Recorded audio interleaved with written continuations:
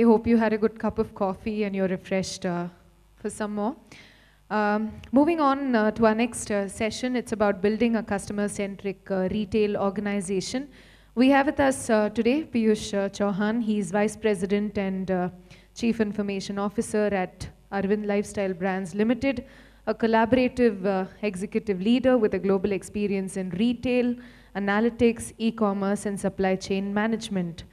With an experience spanning around 18 years, he has a reputation of leading through ambiguity and maximizing business value using cutting-edge technologies and innovation.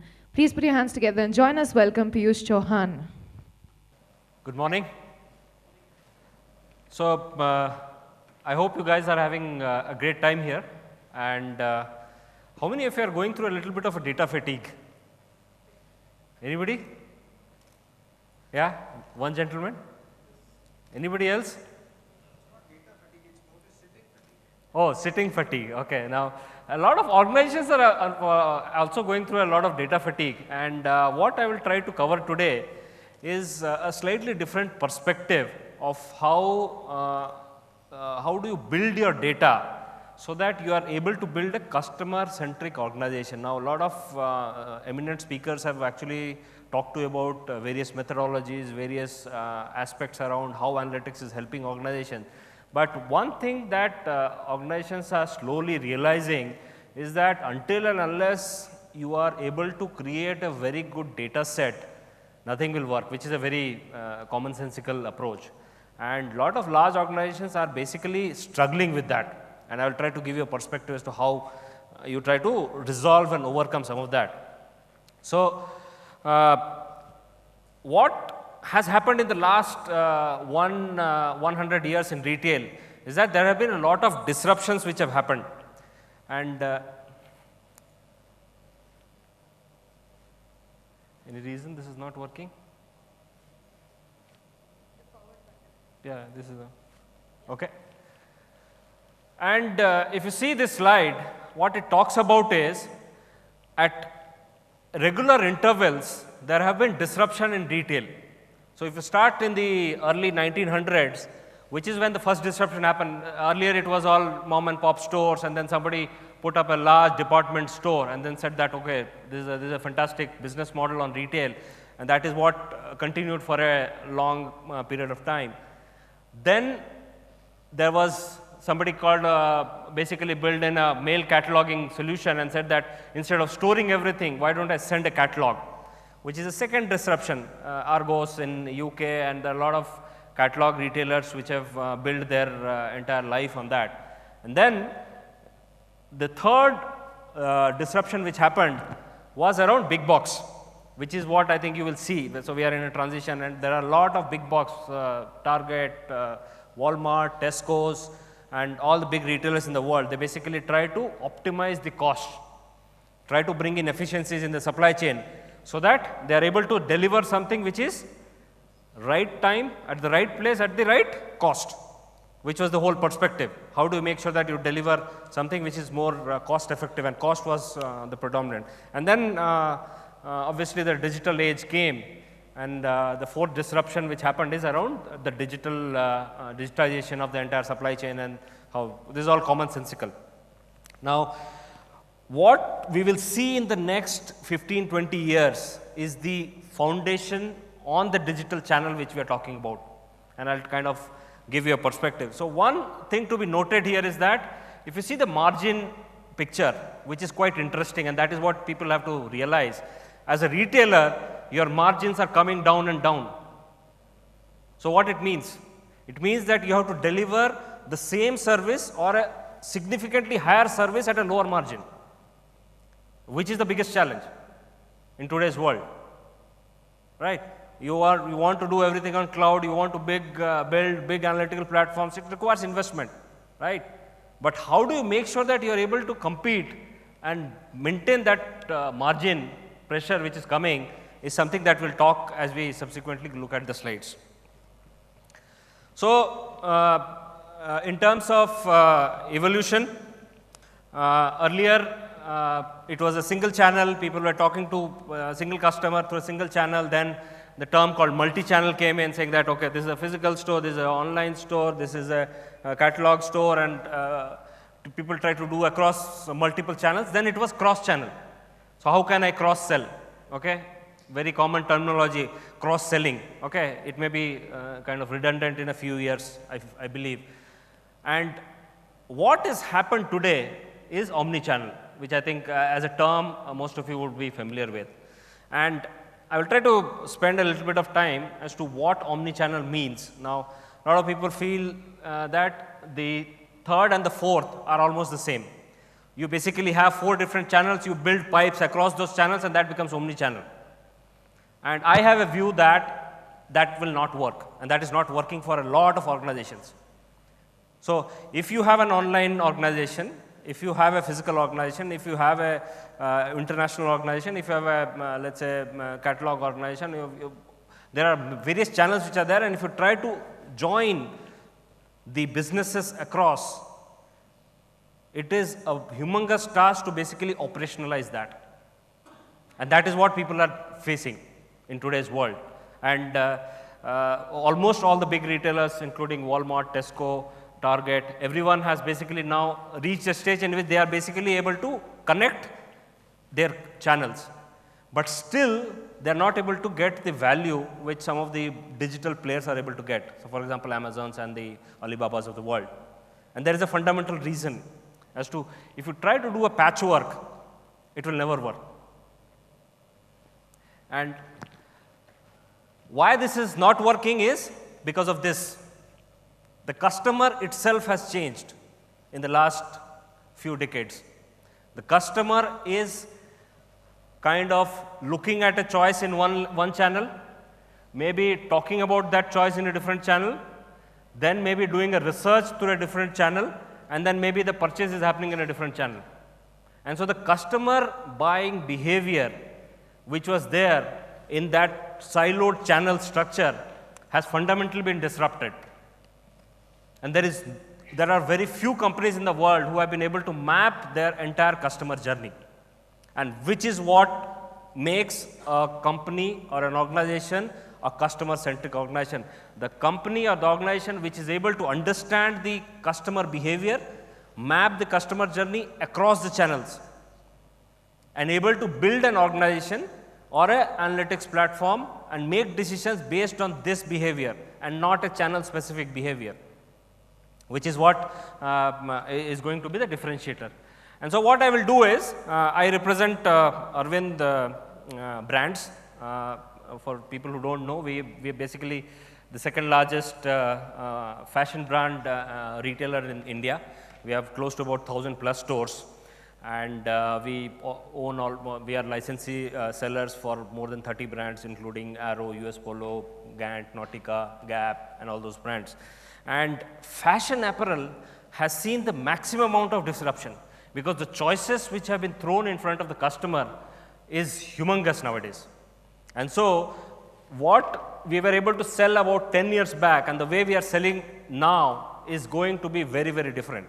And until unless a fashion retailer is able to make an organization which is very, very customer centric, it is not going to survive in the next few decades. And so you will see one video in which this is a retailer. This is again a premium fashion retailer in US called Rebecca Kinkoff.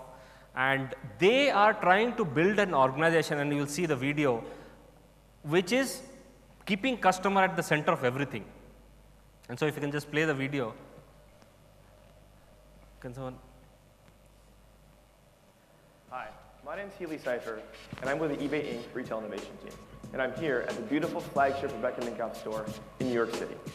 We've partnered together to create the Connected Store, a highly digital and seamlessly connected experience that brings the best of the online world into the physical. Together, we're going to change the future of retail. As a shopper begins to browse, she'll find that Rebecca Minkoff store is a physical manifestation of all the best parts of the online experience. The Connected Wall, a beautiful large mirror display, shows the latest Rebecca Minkoff brand content, runway shows, photos, and anything happening on the social channels.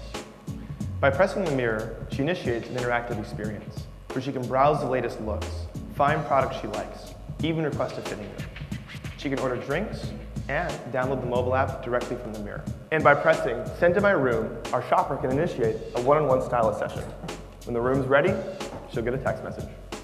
Upon entering the fitting room, the shopper will find the product she requested in addition to suggestions from the stylist. Adjustable lighting in the fitting room also allows the shopper to change and control her environment. The fitting room uses RFID to magically recognize each item in the room. If the shopper needs a different size, cut, or color, she can easily request it from a stylist by simply touching the glass of the mirror. The shopper also has the option to attach everything she's tried on in the fitting room to her personal profile. In the future, this will allow her to access what she's tried on, what she's bought, and to receive intelligent recommendations. When the shopper is finished with the fitting room session, she has the option to send her selected items directly into checkout.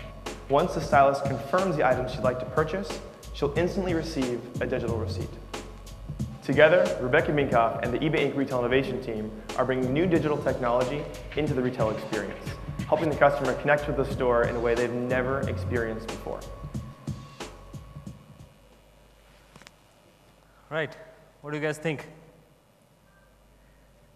And so this is what, and I'm trying to give a context on how physical stores are now integrating digital into their kind of ways of working. So if you talk about the Amazons and the Googles of the world, they are trying to open physical stores now, right? Everybody read about it. Google is doing an experiment for the last 10 years, still not able to understand how physical retail works.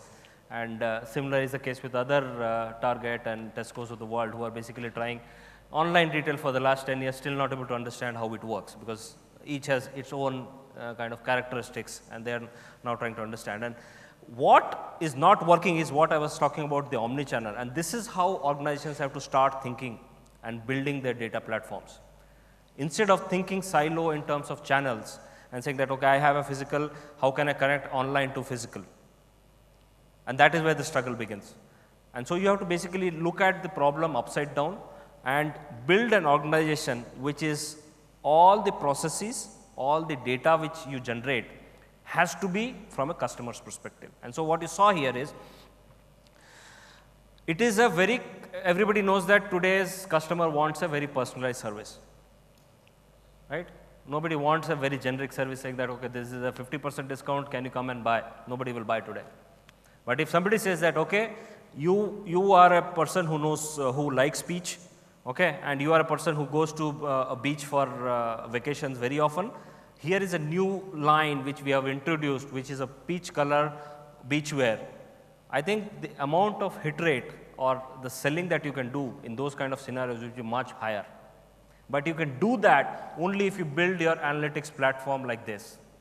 If you try to do in which you say that, okay, I will analyze all my basket information on the physical store, I will analyze all my online interactions and then try to decipher meaning out of it, it will never work. Which is what the various organizations are struggling with. So people have basket analysis, no offense meant, but people do a lot of basket analysis, right? Now, basket analysis can take you only till here.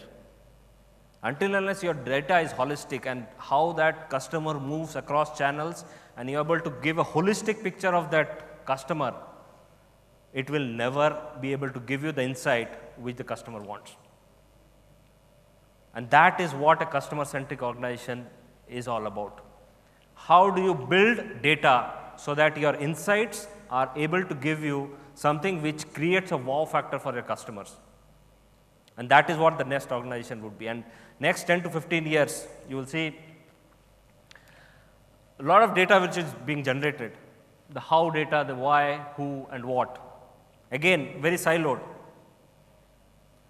Right? How do you tie all this data together and build a story around that customer view? Because if you do, a lot of people are talking about how. Okay, what clickstream analysis is something which is very popular, right? Search engine optimization. These are all terms which everybody knows, and a lot of people are doing it. But it can take you only this much. Until unless you marry the how data with the what data, you will not be able to get and give an insight to the customer which he wants, he or she wants. And so, being analytics professional, what I would recommend is look at your data set first. If somebody is saying, I wanted to do a customer behavior analysis, what kind of data is there with you? Is it saying that it's only the sales data, or is it the navigation data, or is it something more? Because decisions are made not based on transactions, decisions are made based on feelings and emotions also. And how do you bring those aspects into a science, into a scientific model, which can help you give insights and do business better for your customers. So what do you need to do? If you want to do and start building an organization to be more customer centric, you need to first look at what an unique customer is. So for example, the store that we looked at, they have a very niche segment. You identify what the persona of that customer is. Until and unless you define that, you will never be able to build a unique customer base which you can target. The second, you need to enhance that data so that you have a 360-degree view, which I talked about earlier, right? How do you make sure that that data is holistic? You don't have specific siloed data, because in the 90s or the 80s, people used to talk about siloed organization. And what we are seeing today is siloed data. And siloed data has fundamentally the same problem as a siloed organization. And so, how do you make your data holistic about your customer and keeping customer and its preferences at the center of it? And once you have got that 360 view of the customer, you basically apply with your ecosystem, which is all about social analytics, behaviors, patterns, sentiment analysis, and all those factors. Don't try to do a sentiment analysis if you don't have a good customer data set. Very important. Otherwise, you will, and that is what happens. There are a lot of case studies in which people have recommended wrong things, target story, and there are a lot of stories which are there, right? Because data analytics on a